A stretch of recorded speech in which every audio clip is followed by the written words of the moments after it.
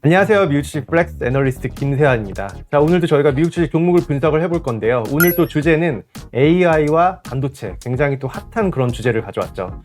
종목은 기업은 이제 어플라이드 머티리얼즈하고 팔란티어 두 종목을 준비를 했고요. 유중호 선임 연구원 모시고 같이 얘기를 나눠보겠습니다. 연구원님 안녕하세요. 안녕하세요. 네. 자, 그럼 이제 바로 한번 시작을 해볼까요? 그러시죠. 네. 자, 첫 번째 종목은 반도체 기업 어플라이드 머티리얼즈인데요. 어플라이드의 AI 관련 매출은 지속 성장세를 지금 나타낼 것으로 저희는 예상을 하고 있습니다. 이번에 어플라이드가 굉장히 유용한 연구 논문을 제시를 했어요. AI 반도체 시장이 2030년까지 무려 1조 달러 규모에 달할 것이다. 이렇게 예측을 했는데요. 우선 저희가 그럼 반도체의 역사를 같이 한번 좀 되짚어보는 시간을 가지는 것도 좋을 것 같습니다. 먼저 그림을 보시면 반도체 시대는 대략 4개로 나눠볼 수가 있어요. 첫 번째 시기는 개인용 PC가 나오던 시절인데요. 1990년에 개인 PC가 처음으로 2,500만 대가 팔리면서 이제는 집에서도 PC를 한다. 그것만으로 굉장히 조금 화두가 됐던 시절이었는데 중호 연구원님은 뭐 XT, AT, MS-DOS 이런 단어를 좀 들어보셨어요? 처음입니다. 그럼 혹시 플로피 디스크는 써보셨나요? 초등학교 1학년 때 그 컴퓨터 학원에서 썼던 기억이 어렴풋이 납니다. 여기서도 이제 세대 차이가 좀 느껴지는 거죠.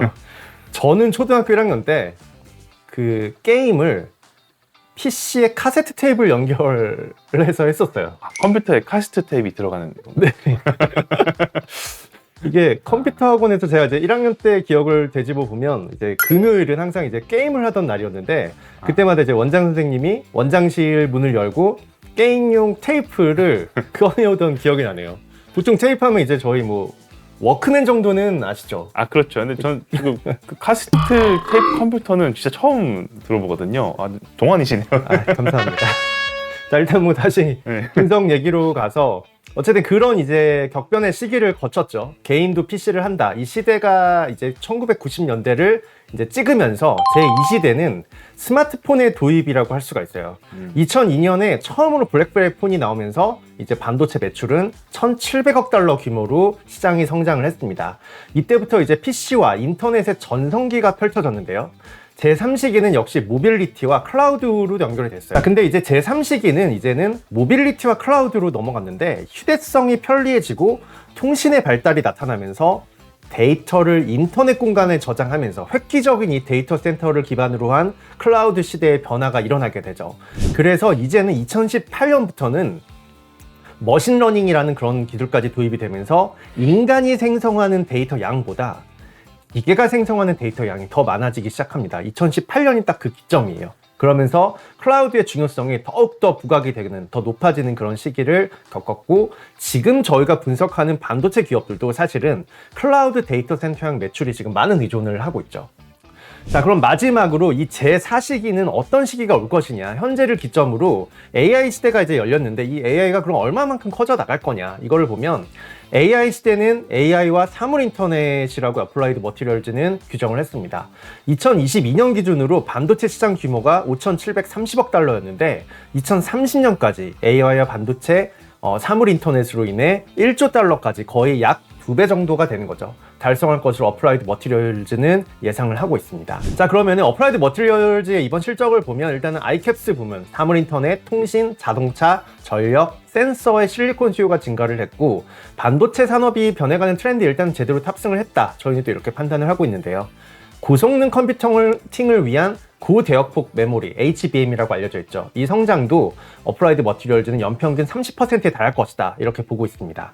주가 측면을 보면 12개월 PBR과 ROE를 반영한 주가도 일단은 시장과 반도체 산업 대비 저평가되어 있다고 저희는 판단을 하고 있고요. ROE 수준도 38% 수준으로 시장 평균 20%를 크게 상회를 하고 있어요. 특히 이번에 새로 발표한 신제품 비스타라의 수요가 높을 것으로 저희는 기대를 하고 있는데요. 비스타라는 최대 12개 챔버를 장착을 하고 공간은 오히려 기존 모델보다 30%를 줄였다는 그런 장점이 있습니다. 자, 그러면 이제 이런 생각을 할 수 있죠.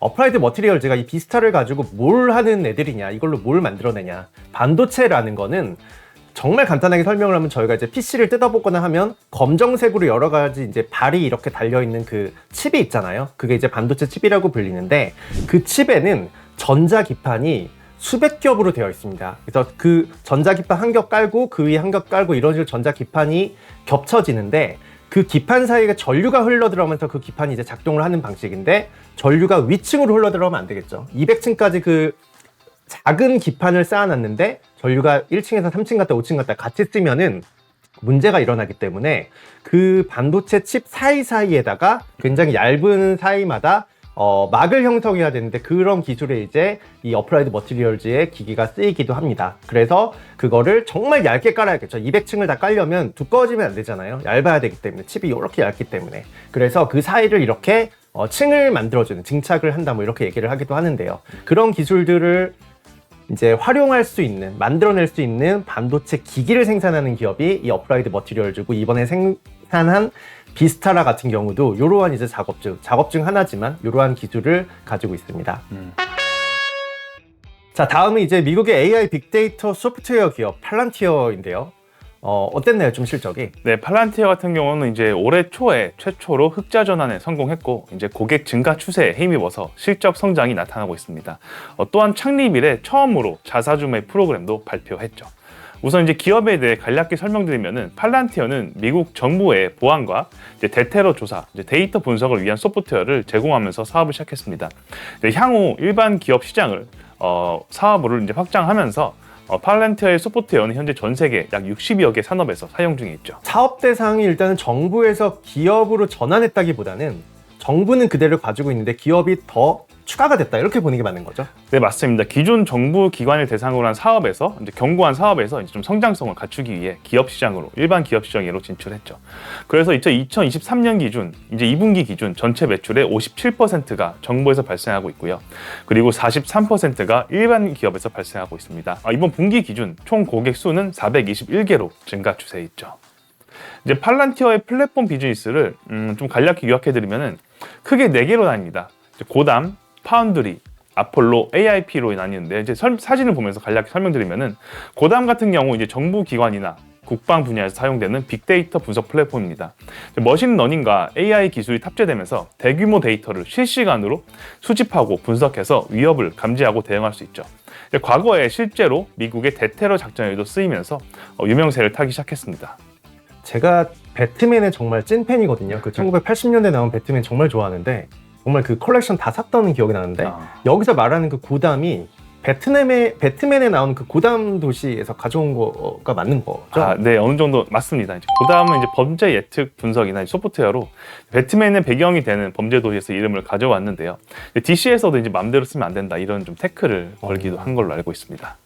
네, 그 다음 일반 기업을 대상으로 내놓은 제품인 파운드리인데요. 기업 내부의 정형 또는 비정형 데이터, 유튜브 같은 영상이죠. 비정형 데이터를 수집이나 분석, 시각화할 수 있는 풀스텝 소프트웨어입니다.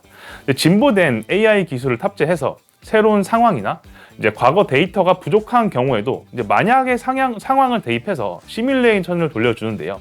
결과적으로 이제 그 리더들의 의사 결정에 도움을 줍니다. 또한 기업의 금융사기나 내부 비리를 발견하고 제품 생산 관리 등을 분석해서 운영 투명성을 높이는 데 기여하죠. 파운드리 같은 경우에는 이제 기업 고객이 증가 추세가 최근까지 꾸준히 나타나고 있어요. 그래서 팔란티어의 성장 동력이다라고 말씀드리고 싶고요. 그럼 세 번째로 아폴로는 간략히 말씀드리면은 멀티 클라우드에 흩어진 소프트웨어를 한 번에 관리할 수 있게 해주는 통합 플랫폼입니다. 이제 SaaS 솔루션이죠. 마지막으로 이제 AIP가 있는데 AI 플랫폼입니다. 가장 최근에 출시된 AI 기반 대형 언어 플랫폼인데요. 마이크로소프트의 챗GPT처럼 채팅이나 대화를 통해서 답변을 제공해 줍니다. 실적을 보면은 이번 2분기에 이제 순이익 약 3천만 달러를 달성했는데요. 3개 분기 연속 흑자를 기록했죠. 특히 해외 정부 매출이 31% 증가하면서 강세가 나타났고요. 미국의 기업 고객 같은 경우는 전년 동기 대비 20% 성장했습니다. 총 고객은 이제 421개를 기록했고요. 무엇보다 마진이 좀 높게 나타나고 있어요. 조금 성능 좋은 소프트웨어를 상당히 좀 더 비싸게 팔고 있다라고 보시면 될 것 같은데요. 매출 총이익률은 이제 81.5%로 높은 수준을 유지하고 있습니다. 네, 이번에 8월 달에 공개한 자료에 따르면은 AIP 수요가 좀 상당히 높은 것으로 발표했어요. 참고로 이제 팔란티어는 또 클라우드 서비스 관련해가지고 미국 국방부로부터 보안 레벨 6등급을 임시로 승인받았습니다. 6등급을 임시로 받은 기업이 마이크로소프트랑 이제 그 아마존 AWS 그리고 팔란티어가 전 세계에서 유일합니다. 그래서 이 경쟁력이나 이제 보안 등급 이런 것도 상당히 동종 기업 대비해서 높은 수준에 있다고 말씀드리고 싶고요. 이런 고객 증가 추세에 힘입어서 2023년에 연간 가이던스도 상향 조정했습니다. 그리고 앞서 한 번 더 말씀드리긴 했지만 팔란티어 이사회가 이번에 10억 달러 규모의 자사주 매입 프로그램도 승인했어요. 창립 이래 최초로 승인하면서 향후 이제 자사주 매입을 통해서 자기자본 이익률의 제고가 좀 기대된다고 보고 있습니다. 결론적으로 이제 장기 이익 성장성을 감안한 상대적 주가도 동종 기업 대비 저평가되어 있다라고 보고 있는데요.